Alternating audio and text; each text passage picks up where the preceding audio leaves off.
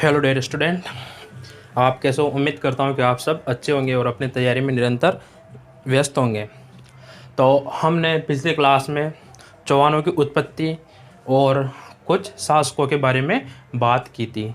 अब आज जो अपनी नेक्स्ट सेकंड क्लास है इसमें हम बात करेंगे। आज अपना जो चौहान शासक रहेगा वो रहेगा अजयराज चौहान। तो बात करें अजयराज चौहान, तो इसका जो शासनकाल है वो है 1105 से 1133 ईस्वी। जो अजयराज चौहान जो था ये किसका? पृथ्वीराज प्रथम का पुत्र था। किसका?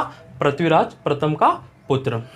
बात करें अजयराज की तो 1133 में अजयराज ने अजमेरू नाम से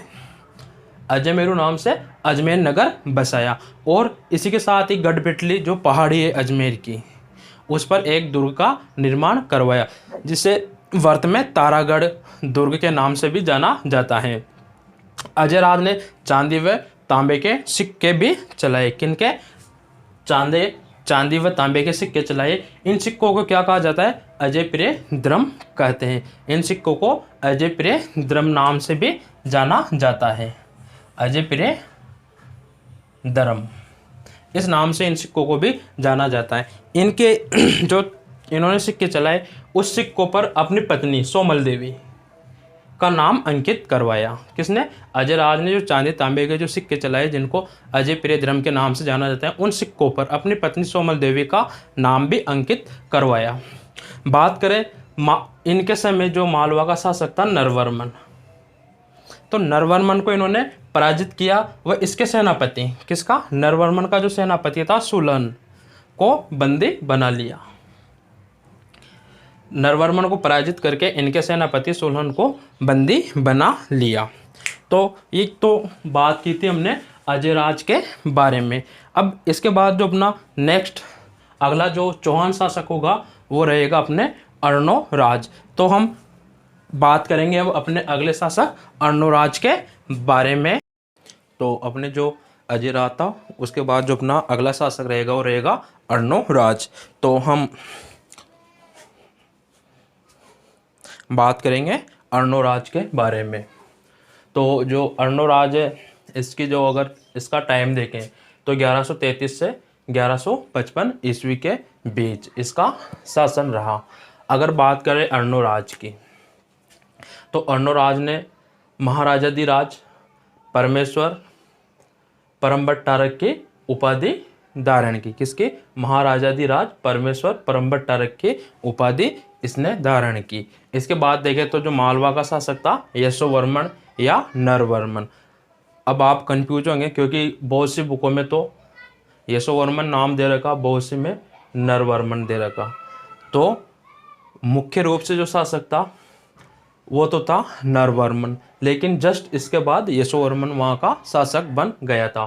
तो मालवा के यशोवर्मन या नरवर्मन को पराजित किया। किसने? अर्णोराज ने, जो मालवा का शासक था। इसके बाद जो अगला इसका जो संघर्ष हुआ वो था चालुक्य शासक सिद्धराज जयसिंह को पराजित किया। वह इसकी पुत्री, किसकी? सिद्धराज जयसिंह की पुत्री, जिसका नाम क्या था? कांचन देवी। क्या नाम था उसका?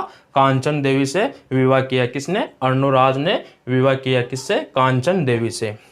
अब बात करें इसके स्थापत्य की तो अर्णोराज ने आना सागर झील का निर्माण करवाया। आना सागर झील कहाँ स्थित है? अजमेर में। इसका निर्माण किसने करवाया? अर्णोराज ने। इसके बाद देखिए हम वरा मंदिर। जो वरा मंदिर है यह कहाँ स्थित है? पुष्कर में। कहाँ? पुष्कर में। तो आना सागर झील और वरा मंदिर का भी इसने क्या? निर्माण करवाया। इसके बाद हम बात करें अजमेर में जो एक ही संप्रदाय है ये,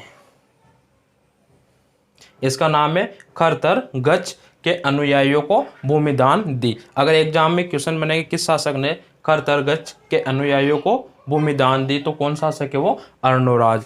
इसके बाद अगर हम बात करें तो अगर इसके दरबारी विद्वानों की बात करें अर्णोराज की, तो इसके दरबारी विद्वान देवबोध व धर्मघोष, इसके दो दरबारी विद्वान थे। कौन कौन से? देवबोध व धर्मघोष। अर्णोराज जो था इसकी जो हत्या है वो किसने की? जगदेव ने। अर्णोराज की जगदेव ने हत्या कर दी। वह स्वयं कौन? जगदेव ने 3 साल तक शासन किया। और ये जगदेव चौहान वंश का पितृअंता भी कहलाता है। अब इसके बाद अगर हम नेक्स्ट शासक की बात करें तो वो जो नेक्स्ट शासक आएगा वो अपने सबसे महत्वपूर्ण है। पृथ्वीराज चौहान के बाद अगर कोई है चौहानों में अजमेर में तो वो है विग्रहराज चतुर्थ या बिसल देव। तो हम बात करेंगे विग्रहराज चतुर्थ या बिसल देव के बारे में। तो अर्णोराज के बाद जो अजमेर के चौहानों में सबसे प्रसिद्ध या कहें कि हम जो मुख्य या प्रमुख शासक है वो है अपने विग्रहराज चतुर्थ। हम बात करेंगे अब विग्रहराज चतुर्थ के बारे में, जिसका समय 1158 से 1163 ईस्वी के बीच इसने अजमेर पर शासन किया। बात करें विग्रहराज चतुर्थ तो इन्हीं को बिसल देव के नाम से भी जाना जाता है और इन्हीं के शासनकाल को चौहानों का स्वर्णकाल भी कहा जाता है। किनके शासनकाल को? विग्रहराज चतुर्थ के शासनकाल को चौहानों का स्वर्णकाल भी कहा जाता है। बात करें तो इनके समय गजनी के शासक अमीर खुसरू शाह जो था उसको इन्होंने पराजित किया। किसने? विग्रहराज चतुर्थ ने। इसके बाद दिल्ली के तोमर शासक तंवर को परास्त करके दिल्ली को अपने राज्य में मिलाया और दिल्ली को अपने राज्य में मिलाया और दिल्ली पर शासन करने वाला यह पहला चौहान शासक था। इन्हीं को कवि बांधव की उपाधि दी गई। बात करें हरिकेली नाटक की रचना की। स्वयं विग्रहराज चतुर्थ ने हरिकेली नाटक की रचना भी की। ये एक काव्य प्रेमी थे तो इन्होंने हरिकेली नाटक की रचना की। बात करें विग्रहराज चतुर्थ की तो ये स्वयं विद्वान थे और ये विद्वानों के आश्रयदाता थे। इनके दरबार में अनेक विद्वान थे जिन्होंने कई प्रकार की रचनाएं की। उन्हीं में हम बात करें तो इनका एक राजकवि था सोमदेव। इनका राजकवि कौन था? सोमदेव। तो सोमदेव ने ललित विग्रहराज नाटक की रचना की। सोमदेव ने किस नाटक की रचना की? ललित विग्रहराज नाटक की रचना किसने की? सोमदेव ने। जो ललित विग्रहराज नामक नाटक है इसकी रचना तो की सोमदेव ने, जबकि इनका एक दरबारी कवि और था नरपति नाल ने बिसल देव रासो की रचना की। किसकी? बिसल देव रासो की रचना किसने की? नरपति नाल ने, जो कि राजमती व बिसल देव की प्रेम प्रसंग पर आधारित है। नरपति नाल ने बिसल देव रासो की रचना की जो कि राजमती और बिसल देव के प्रेम प्रसंग पर आधारित है। कौन सा? बिसल देव रासो। इसके बाद अगर इनकी स्थापत्य कला की बात करें तो विग्रहराज चतुर्थ ने अजमेर में संस्कृत पाठशाला का निर्माण कराया। सरस्वती कंठाभरण का इन्होंने निर्माण कराया और बिसल सागर बांध का भी निर्माण कराया और एम बिसल सागर बांध के पास ही एक इन्होंने शिव मंदिर का भी निर्माण कराया। विग्रहराज चतुर्थ किस धर्म से संबंधित थे? ये शैव धर्मावलंबी थे और अर्णोराज भी शैव धर्मावलंबी था। अगर इसके बाद हम अगले शासक की बात करें तो अगला शासक रहेगा अपना पृथ्वीराज द्वितीय। पृथ्वीराज द्वितीय इनके बारे में इतने ज़्यादा जानकारी तो है नहीं, लेकिन 1169 में इन्होंने यामिनी वंश के खुसरो शाह को पराजित किया। अब इनके बाद जो अगला शासक आएगा और जो पृथ्वीराज द्वितीय था इसकी निसंतान मृत्यु, इनके कोई भी संतान नहीं थी। तो इसके बाद जो अगला शासक है अपना वो है सोमेश्वर।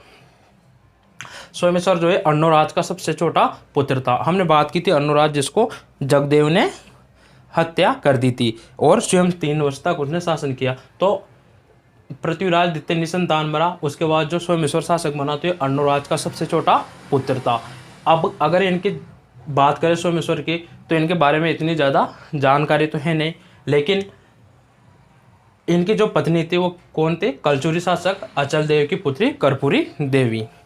अब जो कर्पूरी देवी है इस कर्पूरी देवी के 2 संतान थी, एक का नाम था पृथ्वीराज तृतीय और दूसरे का नाम था हरिराज। तो हम बात करेंगे अगला जो अपना सबसे महत्वपूर्ण शासक है चौहानों में, जहाँ से एग्जाम में लगभग हर बार क्वेश्चन आता है। अगर चौहानों में से आता है तो पृथ्वीराज तृतीय। तो अब अगला जो अपना शासक होगा वो होगा पृथ्वीराज तृतीय। तो उम्मीद करता हूँ पृथ्वीराज तृतीय पे अपन एक अलग से ही एक क्लास लेंगे। एक क्लास में सिर्फ हम पृथ्वीराज तृतीय के ऊपर ही बात करेंगे, क्योंकि इनके ऊपर बहुत लंबी क्लास होने वाली है। तो उम्मीद करता हूँ कि क्लास आपको अच्छे से समझ में आई होगी। तो आप अपनी तैयारी में व्यस्त रहिए, स्वस्थ रहिए और मस्त रहिए, क्योंकि अब धीरे धीरे सभी वैकेंसियों के रिजल्ट आने लग गए। किसी के हाथ आशा तो किसे कहा था? निराशा। तो निराश जो भी हुए तो वो थोड़ी उम्मीद रखिए आने वाला टाइम और बेहतर होगा अपने लिए, क्योंकि कहते हैं कि जो माँ सरस्वती है वो अपने ऊपर कभी भी अपना ऋण नहीं रखती। आपने जो पढ़ाई की उसका फल आपको एक दिन निश्चित मिलना है। तो जय हिंद, जय भारत, वंदे मातरम।